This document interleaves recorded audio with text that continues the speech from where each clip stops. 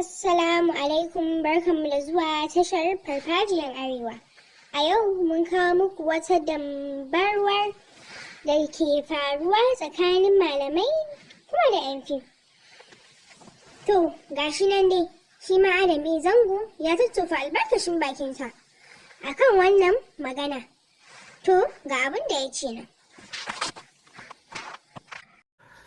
Assalamu alaikum warahmatullahi ta'ala wa barakatuhu, yan uwana 'yan fim da kuma masoyanmu abota kallon fina-finanmu da kuma sauraron waƙoƙinmu. Abubuwa sun cakuɗe game da wannan huduba da wannan malamin ya yi,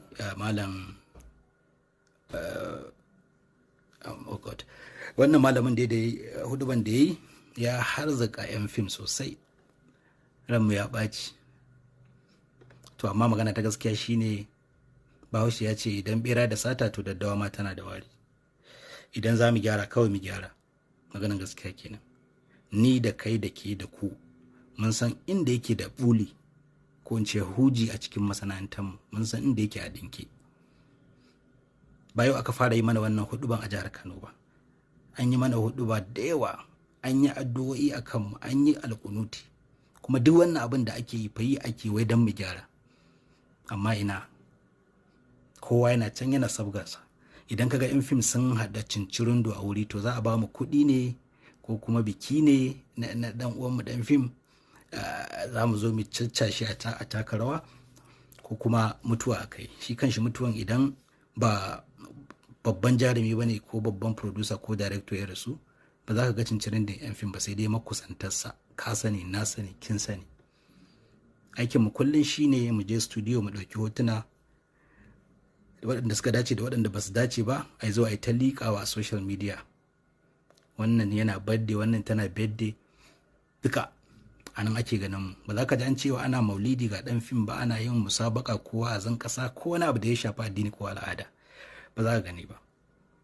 Amma maganin gaskiya shine manyan mu suna iyakacin ƙoƙarin su wajen ganin sun toshe wata baraka da take tunkaro mu. Idan suka kira mitin domin a zauna a tattauna kan wani abu da zai iya jawo mana tashin hankali ko kuma jawo mana matsala cikin al'umma, wallahi ba za ka ga dan fim ba.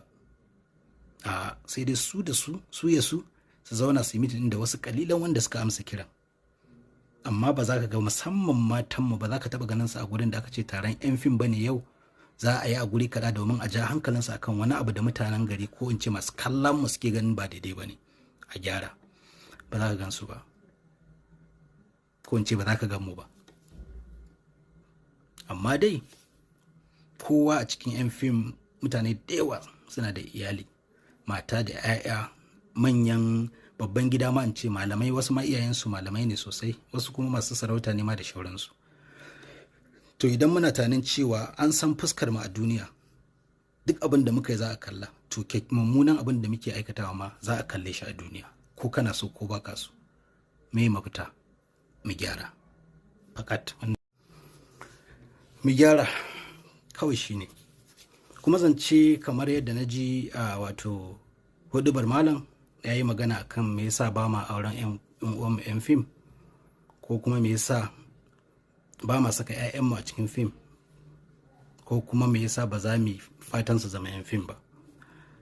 To ni da addu'a ta a kullum na yi a baya, zan kuma ƙara yanzu, da hanyar da zan bi wajen ganin ƙoƙarin cewa duk wanda take kamfani na ko yake kamfani na ƙoƙari sai na bashi daidai wa daidan tarbiyyar da zan iya yi. Saboda abin shine, ina so jama'a ku fahimci cewa fa idan mace ta fito daga gidan iyayenta ta shigo wannan masana'antar, to duk fa abin da ta koyo a gidan iyayenta shi za ta zo cikin masana'antar ta yi. Kar ku ɗauka cewa a'a da in ta shigo a cikin masana'antar take ɗaukan wannan, a'a.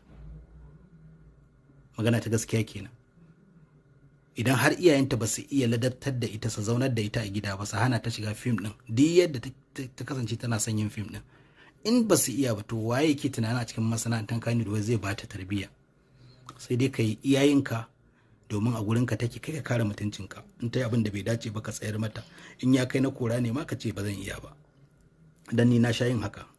Da na koma a cikin masana'antar fim na shiga matsaloli irin waɗannan, na ga abin ba zai gyaru ba, sai na koma ni gyara gidana kawai.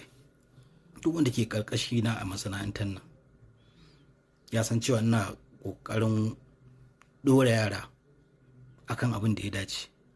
Sauran kuskuren kuma da muke sai dai mu ce Allah ubangiji ya yafe mana, amma ni ina bakin kokarin saboda naga cewa ba shirya ranar da za a yi a dauki mataki akan waɗanda suke jawo mana matsala a cikin al'umma ba.